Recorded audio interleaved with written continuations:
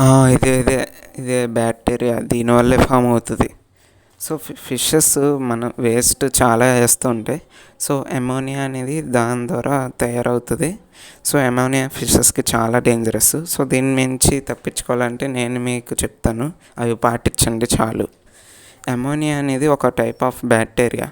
ఆ bacteria అమోనియాని nitrate కింద form చేస్తుంది. సో, నైట్రేట్ ఏమో అది కూడా చాలా హార్మ్ఫుల్ ఫిషెస్కి. మీరు ఇందులో చూసుకోవచ్చు ఈ పిక్చర్లో. సో, నైట్రేట్ ఏమో నైట్రేట్ కింద కన్వర్ట్ అవుతుంది. అది కూడా ఇంకో టైప్ ఆఫ్ బ్యాక్టీరియా. సో, కానీ నైట్రేట్ ఇవన్నీ పోవాలంటే మనం అక్వేరియంలో ప్లాంట్స్ యాడ్ చేయడం కానీ, వాటర్ చేంజెస్ చేయడం కానీ 50% అమోనియా అనేది రిమూవ్ అయిపోద్ది అనమాట. ఈ బ్యాక్టీరియా ఏమి ఉండవు.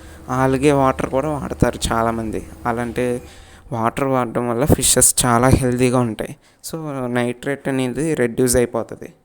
సో, మీరు కూడా ఇలా పాటించండి. మీ ఫిషెస్ ఎందుకు బతకవో నాకు చెప్పండి, బతకపోతే ఒకవేళ. ఓకేనా? నా వీడియో మీరు ఇప్పుడు దాకా చూసారంటే నచ్చే ఉంటుంది.